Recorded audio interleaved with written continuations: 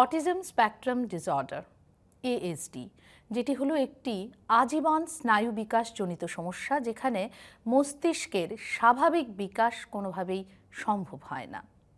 আমার কিংবা আপনার পরিবারের কেউ, আমাদের সমাজের, আমাদের চারপাশের মধ্যে যে কোনো শিশুর কিন্তু এই অটিস্টিক সম্ভাবনা হতে পারে।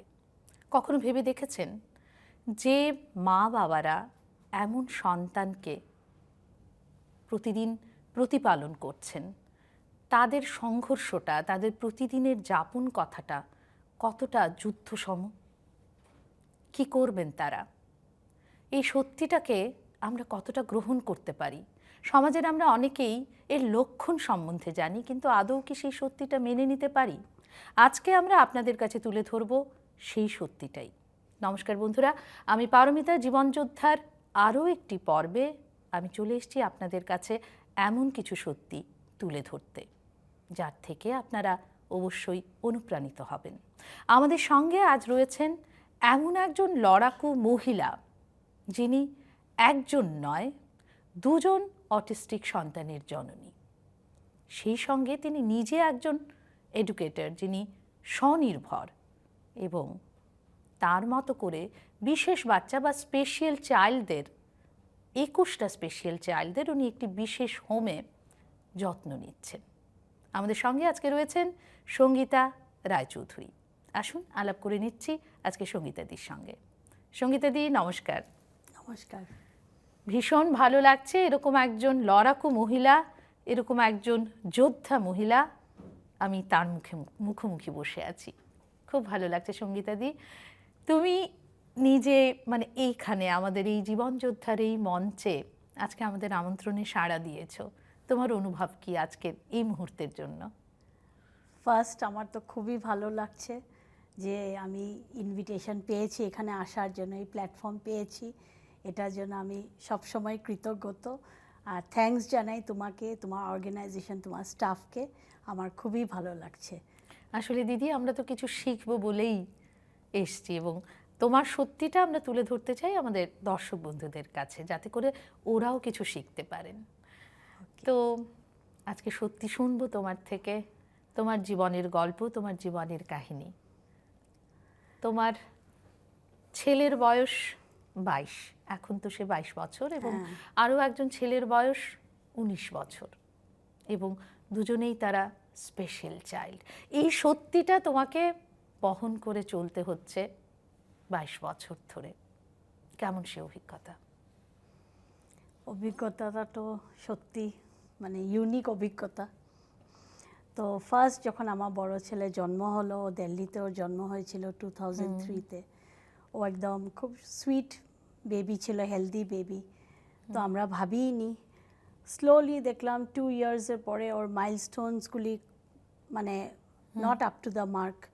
যেরকম ওর নামটা ডাকলেও তাকায় না, আই কন্ট্যাক্ট কম, হাঁটা চলা ঠিকই আছে কিন্তু আই কন্ট্যাক্ট কম, একটু রেস্টলেস। তারপরে স্লোলি ভাবলাম না, একটা তো কিছু অ্যাডভাইস লাগবে, একটা সমস্যা তখন রয়েছে। আমরা স্লোলি ওকে নিমহ্যান্সে নিয়ে গেলাম। নিমহ্যান্সে ডক্টর শেখর শেষাদ্রি ফার্স্ট আমাকে বলল যে তোমার ছেলের অটিজম আছে। তখন আমি আর আমার husband we were out of the blue. অটিজমটা কি আমরা জানতামই না। মানে অটিজম শব্দটাই তো নতুন তখন তোমার কাছে বা তোমার স্বামীর কাছে। ওই ডক্টরের কাছে আমি চিরকাল কৃতজ্ঞ। ওই ডক্টর আমাকে যা যা বলেছিল, আমি তখন ভেবেছিলাম বোধহয় উনি আমাকে খুশি করার জন্য এরকম বলছে, কিন্তু উনি যা যা বলেছিলেন আজ অবধি ওটা সব সত্যি হচ্ছে। উনি ফার্স্ট বলেছিল যে তোমার ছেলের অটিজম আছে, ও জিনিসটাকে ডিফারেন্টলি দেখে। ও তুমি যদি একটা অ্যাপেল দেখাও ফ্রুট খাওয়ার জন্য, ও হয়তো এটাকে ভাববে এটা বল, ও বল দিয়ে খেলবে, অ্যাপেলটা দিয়ে খেলবে। তো তুমি অ্যাজ আ মা, অ্যাজ আ মাদার, তোমার রোল হয়েছে ওকে স্টিমুলেশনস দিয়ে দিয়ে দিয়ে দিয়ে ওকে বোঝানো যে এটা খাওয়ার জিনিস। ইট মে টেক 3 ইয়ার্স, 4 ইয়ার্স, ইট মে টেক 1 ডে, কিন্তু তুমি যে লেগে থাকো, ও এটা বোঝার চেষ্টা করবে যে দিস ইজ আ ফ্রুট। তারপর স্লোলি তুমি যে ও ছেলেকে ভালো স্টিমুলেশনস দাও, তুমি নর্মাল স্কুলে ওকে দাও, নর্মাল স্কুলে যেখানে স্পেশাল সেক্টর আছে ওখানে দাও, ওকে সব সময় মানুষের মাঝখানে রাখো, ওকে একটা ডিসিপ্লিন লাইফ দাও, ওকে প্রপার ডায়েট চার্ট দাও, যেটা আমি তোমাকে বলবো। তুমি দেখবে স্লোলি তোমার ছেলে অনেক শান্ত হবে, ও ছোট ছোট মনোসিলেবলস বলবে, আর একদিন হয়তো ও ছোটো মোটো একটা চাকরি করতে পারবে। তো আমি ভেবেছিলাম বোধহয় ডক্টর জাস্ট আমাকে খুশি করার জন্য বলছে, কিন্তু এখন আমার ছেলে 22 ইয়ার্স, আমার ছেলে যে রাস্তায় ও রোল করতো, কেউ মোবাইল নিয়ে নিলে মানুষ, যেহেতু সুইচ ছিল মানুষ দিয়ে দিত, তারপরে যখন মোবাইলটা নিয়ে যেতে চেত ও রাস্তায় রোল করতো, চিৎকার করতো, যে ক্রাউড জমা হয়ে যেত, কিয়া হুয়া বেবিকা। ওই ছেলে আজকে নিজের যেটা ওর কেয়ার নিতে লাগে, বেদিং, টয়লেটিং, এভরিথিং, ও এটা সব পারে। ও ইনফ্যাক্ট আমাদের এনজিওতে অন্য বাচ্চাদেরকে জল খাওয়াতে হেল্প করে। কোনো বাচ্চা স্যান্ডেল পরে নাই, ওদেরকে স্যান্ডেল পরাবে, চেয়ারটা তেরা হয়েছে চেয়ারটা সোজা করে দিবে, গেটটা বন্ধ করে দিবে, এটা নিয়ে আসবে। ওই ছেলেকে আমরা আস্তে আস্তে হাউসকিপিং শেখাচ্ছি, আর maybe 5-6 years down the line okay আমরা হাউসকিপিং সেক্টরে আমাদের এনজিওতে রাখতে পারবো উইথ আ স্যালারি। বাহ বাহ বাহ, খুব ভালো লাগলো। আচ্ছা, তোমার ছেলে তোমাকে মা বলে ডাকে? আগে ডাকতো না, এখন ও বললাম না, ও মনোসিলেবলস বলে। খালি ওকে বলতে লাগে যে সোনু মা বলে বলো, তখনই ও মা বলে। নিজের থেকে এখন অবধি বলে না, কিন্তু ও পুরো রিলেট করে। আচ্ছা সঙ্গীতা দি, মানে তুমি যখন জানতে পারলে যে তোমার বাচ্চা আর 5টা বাচ্চার মতো নয়, আলাদা, ডিফারেন্টলি তোমাকে হ্যান্ডেল করতে হবে, ইউ আর ক্রাইং, তোমার চোখে জল আসছে, হয়তো আমার চোখেও আসছে। আমি জানি একজন মায়ের জন্য এটা কতটা কষ্টকর, কিন্তু আমি সত্যি চাই তোমার এই সত্যিটা তুলে ধরতে। আমরা চাই যাতে করে এরকম যে বাচ্চারা যাদের রয়েছে তাদের কি করে আমরা প্রতিপালন করতে পারি, একজন সাহসী সঙ্গীতাদির মতো কি করে তারা তাদের ছেলেমেয়েদের একটা জগৎ দিতে পারে। তাই আজকে সঙ্গীতাদিকে এখানে ডাকা। যেটা বলছিলাম, সঙ্গীতাদি মানে ও ডিফারেন্ট একটা চাইল্ড, তো সেই সত্যিটা তৎক্ষণাৎ যে অ্যাডপ্ট করা, তার জন্যে তোমার মানসিক প্রস্তুতির তো একটা দরকার হয়েছিল। এখন কথা হলো, মানে যখন ঠাকুর একটা ঝামেলা দেয়, ঠাকুর সবসময় 10টা পিলার্স সাপোর্ট হিসাবে রাখে। ওই সাপোর্টটা আমরা নেই কি না ওইটা আমাদের উপরে। তো সিন্স আমি এডুকেশন ভালো সেক্টরে করেছি, আমি এডুকেটেড, তো আমি ফার্স্ট করলাম কি, আমি অটিজমের উপর অনেক বই পড়লাম। আর আমার হাজব্যান্ডের একজন মামা ছিল, he is right now in England, ওই মামা আমাকে অনেক বুক মেটেরিয়ালস পাঠিয়েছিল অটিজমের। পুরো স্টাডি করেছো ওই অটিজমটা আমি খুব ভালো করে স্টাডি করেছি। আর তখন যেহেতু আমি স্কুলে চাকরি করতাম, আমি ওই সূত্রে অনেক মানুষকে পেয়েছি, কাউন্সিলর পেয়েছি, এরকম ওদের সঙ্গে কথা বললাম। তখন একটাই জিনিস আমি 1 বছর মানে স্টাডি করার পর পেলাম, যে ওকে যত আমি নর্মাল লাইফ দিতে পারি তত ও ডেভেলপ করবে। ওকে যে বন্ধ করে রাখি ও ডেভেলপমেন্ট হবে না। তো ওকে ওপেননেস দিতে লাগবে, আর ওকে কনস্ট্যান্ট ওর সঙ্গে কমিউনিকেট করতে লাগবে। আর মেইন হচ্ছে ওকে ডিসিপ্লিন ভাবে বড় করতে, টাইমলি খাওয়া, টাইমলি শোয়া, ডায়েটটা খুব ফাইব্রাস ফুড খাওয়াতে লাগবে, less of sugar, less of chocolates. তো ওরম করে আমি করেছি, অ্যান্ড এটা সত্যি এটা তো ভীষণ একটা ধৈর্যের পরীক্ষা না? প্রতিদিন তোমাকে অপেক্ষা করতে হচ্ছে সামান্যতম তার স্মল মাইলস্টোন ইমপ্রুভমেন্টের জন্য। এই ধৈর্য, মানে এই শক্তিটা তুমি কোথা থেকে গেদার করো? ওই যে বললাম, ঠাকুরই বোধহয় দিয়ে দিয়েছে। একজন মায়ের কতটা শক্তি হতে পারে না। আর এই ক্ষেত্রে আমি একটা কথা বলি, আমি যখন হামদর্দ পাবলিক স্কুল দিল্লিতে ছিলাম, আমাদের একটা বড় একটা মেসেজ, একটা কর্নার ছিল, ওইখানে একটা মেসেজ ছিল ফুটপ্রিন্টসে বলে, মানে কয়েকটা ওয়ার্ডস ছিল। এটা আমাদের একজন লিখেছে যে গড, আমি যখন জন্মর থেকে টিল নাও, ওদের 60 ছিল, টিল নাও 60, ওখানে সবসময় দুটো ফুটপ্রিন্টস। কিন্তু আমার middle part of my life, যেখানে আমি সবচেয়ে বেশি স্ট্রাগল করেছি, ওখানে দেখেছি একটা ফুটপ্রিন্ট। তার মানে তুমি আমাকে আমার ডিফিকাল্ট টেনিওরে আমাকে ছেড়ে গেছো। তখন ঠাকুর বলল, ওকে আনসার দিয়েছে যে সবখানে যে দুটো ফুটপ্রিন্ট দেখেছো, একটা তোমার একটা আমার, আর মিডল ফেজে যেখানে তুমি খুব প্রবলেম পাচ্ছিলে ওখানে একটা ফুটপ্রিন্ট, মানে I have carried you in my arms and those are only my footprints. তো ওটা আমাকে খুব মানে মোটিভেট করতো যে God is there with me to carry me along. তোমার কখনো ঈশ্বরের উপর রাগ হয়নি? এখন অবধি তো রাগ হয়নি, আর আমি এখনও ঠাকুরকে বলবো, if next life I have, I'll ask some Aman and Sonu as my sons again. অনেক বড় কথা। সত্যি দর্শক বন্ধুরা, আমরা খুব আবেগঘন হয়ে যাচ্ছি।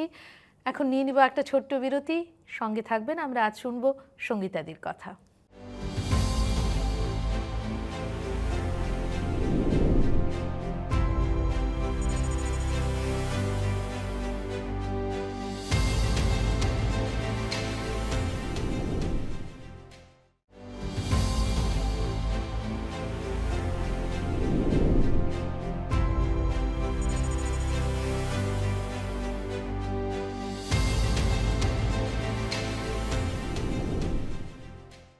দর্শক বন্ধুরা, আমরা ফিরে এলাম আবারও বিরতির পরে। অবশ্যই আজকে আমাদের জন্য একটা আবেগঘন মুহূর্ত।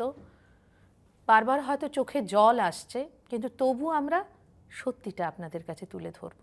তাই আজকে এই আয়োজন। ফিরে যাচ্ছি সঙ্গীতাদির কাছে। সঙ্গীতাদি, তুমি তোমার প্রথম সন্তানের কথা বললে আমাদের। তুমি তখন দিল্লিতে, তারপর তুমি গুয়াহাটিতে শিফট করেছো, এবং তখন তোমার বোধহয় 2006 তোমার দ্বিতীয় সন্তানের জন্ম। দ্বিতীয় সন্তান হেসে খেলে বড় হচ্ছে, তোমরা প্যারেন্টস হিসেবে ভীষণ খুশি। সে ন্যাচারাল স্কুলে যাচ্ছে। 2009 তখন হয়তো একটু একটু করে তোমরা দেখতে পারলে যে কোথাও তার সমস্যা কিছু দেখা দিচ্ছে, তার হঠাৎ করে স্পিচ বন্ধ হয়ে যাচ্ছে, এবং তুমি জানতে পারলে বন্ধ হয়ে গেছে, একদম বন্ধই হয়ে গেছে। তুমি জানতে পারলে যে সেও অটিজম ডিসঅর্ডারে ভুগছে। এই যে প্রথম সন্তান এবং দ্বিতীয় সন্তান, একটা সাংঘাতিক যুদ্ধের মুখোমুখি, আবার একটা সাংঘাতিক বলা চলে অন্ধকার সময়ের মধ্যে আবার কি করে আলোর পথ খুঁজলে? অ্যাকচুয়ালি যখন সেকেন্ড ছেলে হলো, যেহেতু ফার্স্ট ছেলের অটিজম ছিল, আমি সেকেন্ড ছেলের সময় ভাবলাম আমি কিছু লুপহোলস রাখবো না, আমি চাকরি ছেড়ে দিলাম, ওর সঙ্গে রেগুলার টাইম স্পেন্ড করতাম, পোয়েমস বলতাম, কথা বলতাম। তারপরে আস্তে আস্তে দেখলাম 3 বছর পরে আস্তে আস্তে কথা কমিয়ে দিচ্ছে, পোয়েমস রিপিটেশন কমিয়ে দিচ্ছে, আস্তে আস্তে আস্তে একদম স্পিচ বন্ধ করে দিল। তারপরে আবার গেলাম অ্যাডভাইস নিতে, তখন ডক্টর দেখে বলল, this is another type of autism, regressive autism. Regressive autism এরকম হয়, বাচ্চাটা নর্মাল হয়, উইদিন 5 ইয়ার্স বাচ্চাটা ডিটোরিয়েশন শুরু হয়ে যায়, আর এটা হলে উইদিন 5 ইয়ার্সই হবে। ডিটোরিয়েশন শুরু হয়ে যায়, তারপরে যদি লাকি থাকি, যদি ভালো স্টিমুলেশনস দেই, ভালো থেরাপি দেই, maybe after another 10-15 years down the line বাচ্চাটা আবার স্লোলি স্লোলি স্লোলি ও আবার নর্মাল হতে পারে। এখন তোমার দ্বিতীয় ছেলের বয়স কত? এখন আমার দ্বিতীয় ছেলের বয়স 19 ইয়ার্স, 19 বছর। 19 ইয়ার্স। কিন্তু যদিও ও কথা বলে না, ওকে দেখলে বোঝাই যায় না যে ও স্পেশাল। ও একদম নর্মালের মতন শান্তশিষ্ট হয়ে বসে থাকে, আই কন্ট্যাক্টে সারা আই কন্ট্যাক্ট আছে, সব কিছু আছে, মানে ওকে আরামসে যে কেউ রাখতে পারবে। তাই বলে ওকে নিয়ে আমার এত টেনশন নেই, কারণ আমি জানি আজকে যদি আমি পৃথিবীতে নাও থাকি, ওকে যে কেউ রেখে নিতে পারবে, বিকজ ও একদম নর্মাল বাচ্চার মতনই, খালি কথা বলে না, বাকি সব কিছু ও ফলো করে। ওকে খালি একটু দেখে রাখতে লাগে। আমার টেনশন বড় ছেলেকে নিয়ে, কারণ বড় ছেলে ইমপ্রুভ করছে, কিন্তু ও একটু অস্থির টাইপের আর কি। ওই বড় ছেলেকে নিয়ে চলছে এখনো টেনশনে থাকি, what after me. But what a courage you have, মানে এতটা শক্তি আমি তোমাকে দেখছি আর ভাবছি একজন মায়ের কতটা শক্তি হতে পারে। আজকে তুমি এই মঞ্চে বসে সেটা আবারও প্রমাণ করছো। দর্শক বন্ধুরা, আমরা সত্যি গর্বিত যে আজকে সঙ্গীতাদিকে আমরা পেয়েছি, এবং সঙ্গীতাদির মতো একজন লড়াকু মহিলা যিনি তার দুটো স্পেশাল সন্তানকে প্রতিপালন করছেন এবং সেই সঙ্গে কিন্তু আরও 21টা স্পেশাল চাইল্ডকে উনি দেখে রাখছেন পাস নামক একটা হোমে। সেই হোমের গল্প কথা আমরা শুনবো দিদির থেকে। দিদি, একটু তুমি যদি তোমার সেই হোমটা নিয়ে আমাদেরকে বলো। এখন এটা শুরু করার আগে আমি সব এরকম প্যারেন্টসদেরকে একটাই অনুরোধ করি, যখনই নিজের সন্তান এরকম স্পেশাল হয় তখন ঘরে রেখে লাভ নাই। সোসাইটিতে কি কি হেল্প আছে এটা এক্সপ্লোর করতে লাগে, এরকম কি কি হোম আছে ওটার হেল্প নিতে লাগে, কারণ মানুষ ওটাতেই ভুল করে।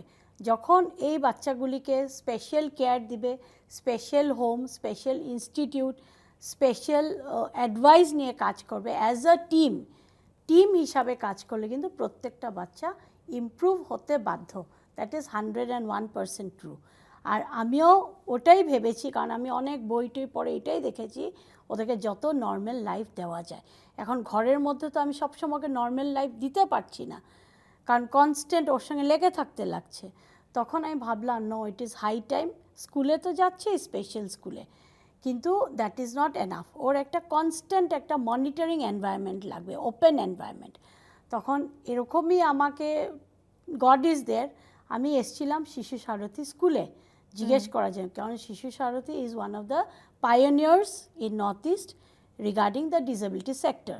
ওখানে এসছিলাম জিজ্ঞেস করার জন্য যে আপনাদের এরকম কোনো হোস্টেল আছে নাকি।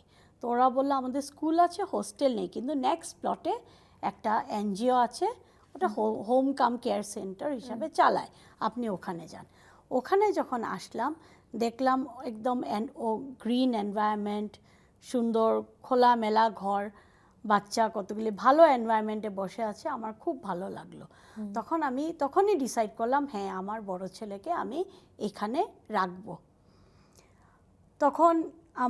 তখন ওখানে সেক্রেটারি ছিল মিস্টার শ্রীবাস ধর।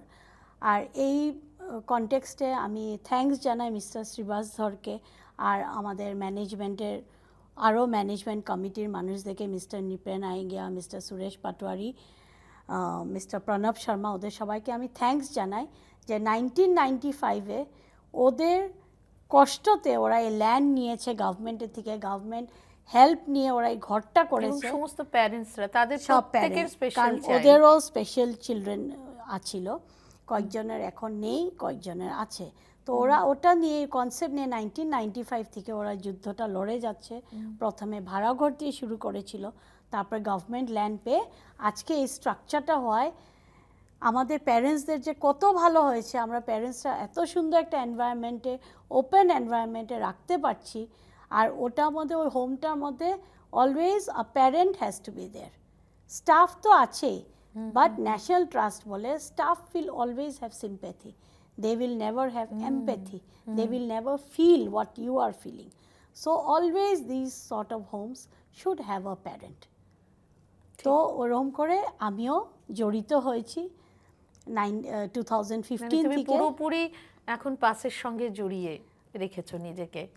হ্যাঁ, এটাই করেছি। আর আমি দেখলাম 2015 থেকে প্রত্যেকটা বাচ্চা ডিফারেন্ট ওয়েজে, প্রত্যেকটা বাচ্চা ইমপ্রুভ হচ্ছে ইনদের।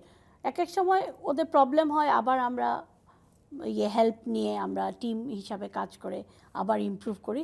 কিন্তু আজকে এরকমও বাচ্চা আছে যে ওদের মাকে বলে আমরা ঘরে যাব না, ঘরে গেলে বোর হই, তোমরা সবাই কাজে ব্যস্ত থাকো, আমার ফ্রেন্ডস থাকে না, আমি হোমেই ভালো। তো এটা একটা বড় উইন আমাদের জন্য, যে বাচ্চারা ঘরে যেতে চায় না, they feel more at home, কারণ ওরা ওদের পিয়ার গ্রুপ পায়, আমাদের আদর পায়, কনস্ট্যান্ট ফাংশন এগুলি চলতেই থাকে, ওরা মানে দে গেট এভরিথিং। ঠিক, সত্যি দর্শক বন্ধুরা, আমরা শুনছি সঙ্গীতাদির কাহিনী, সঙ্গীতাদির সত্য, এবং সঙ্গীতাদির মতো আরও মায়েরা যারা আছেন, যারা আরও পিতামাতারা আছেন, তাদের সত্য কিন্তু আমরা আবারও ফিরে আসবো একটা ছোট্ট বিরতির পরে। সঙ্গে থাকবেন।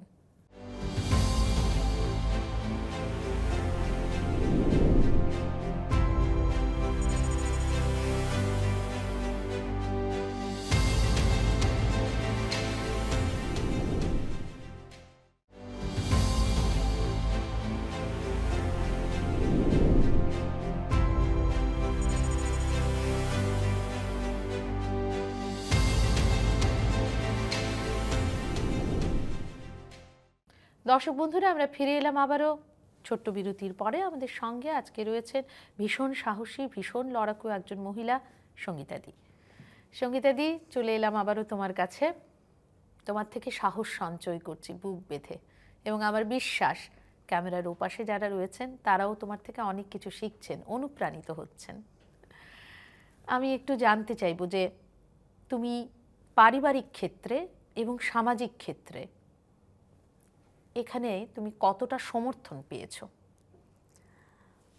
এখন মানে আমার হাজব্যান্ড কেমিক্যাল ইঞ্জিনিয়ার ছিল, কিন্তু হাজব্যান্ডের অ্যালকোহলিজমের প্রবলেম ছিল। আর যখন বড় ছেলে এরকম হলো, ছোট ছেলে এরকম হলো, এরকম অটিস্টিক হোমে অনেক ডিসিপ্লিন হয়, চলতে লাগে, ঠিক করে চলতে লাগে। সব প্যারেন্টস মানে কি সেই সত্যিটা মানে মেনে নিয়েছিলেন? মেনে নিয়েছে কি না তো আমি বলতে পারি না। এমনি তো ছেলে দুটোকে খুবই আদর করতে, ইভেন মানে to the extent that they were over pampered. আমার হাজব্যান্ড, আমার শাশুড়ি মানে কোনোদিনও আমাকে ট্রেনিং দেওয়ার স্কোপই দেয়নি।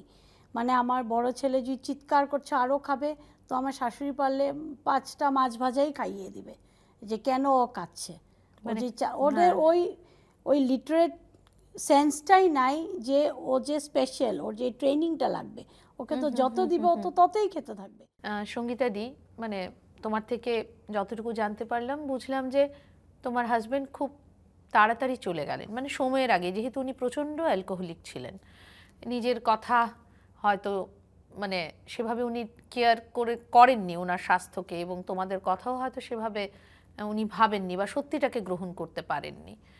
তুমি সেই সত্যিটা অ্যাকসেপ্ট করেছো, কিন্তু সমাজকে তুমি কি করে ফেস করেছো? ওটা একটা সত্যি খুব ভালো কোয়েশ্চেন তুমি বলেছ।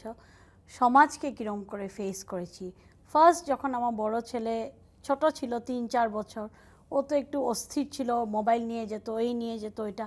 তখন মানুষ ধরো কোয়েশ্চেন করতো, ও কিউ এসা হ্যায়, ও এরকম কেন, এরকম কেন। তখন আমি বলতো ও অটিস্টিক। অটিস্টিক মানে আমি যে একদিন আমার ঘরে আসো, আমি ভালো করে লাঞ্চ ডিনার অ্যারেঞ্জ করব, আমি তোমাকে হোয়াট ইজ অটিজম আমি বুঝাবো। তো ইট ইজ একটা সেটব্যাক, আর নেক্সট কোয়েশ্চেনে আসতো না মানুষ। তো এরকম করে আমি রেগুলার আমার ছেলেকে যতদিন পেরেছি, এখন তো অনেক লম্বা হয়ে গেছে, পট করে আমি ম্যানেজ করতে পারি না, তাও আমি কতগুলি স্পেসিফিক জায়গায় ওকে রেগুলার নিয়ে টিয়ে যাই এরকম। তো আমি কনস্ট্যান্ট ওদেরকে নিয়ে গেছি, ফেসবুকে ওদের ফটো টটো দিতাম, এরকম করতাম। তো মানুষ জিজ্ঞেস করলো, আমি সবসময় বলতাম আমার ছেলেরা অ্যাবসলিউটলি ফাইন, অ্যাবসলিউটলি হ্যাপি। তখন মানুষ একটা মানে সেটব্যাক হয়ে যেত, হোয়াট নেক্সট কোয়েশ্চেন। ও সিম্প্যাথি আমি দেওয়ার স্কোপ দেইনি মানুষকে, আর আমি অ্যাবসলিউটলি নর্মাল প্যারেন্টের মতন চলার চেষ্টা করেছি। মানে সিম্প্যাথি থেকে এই বাচ্চাদের, এই ধরনের স্পেশাল চাইল্ডদের এমপ্যাথির দরকার হয়, সেটা নিয়ে তুমি কি বলতে চাইবে?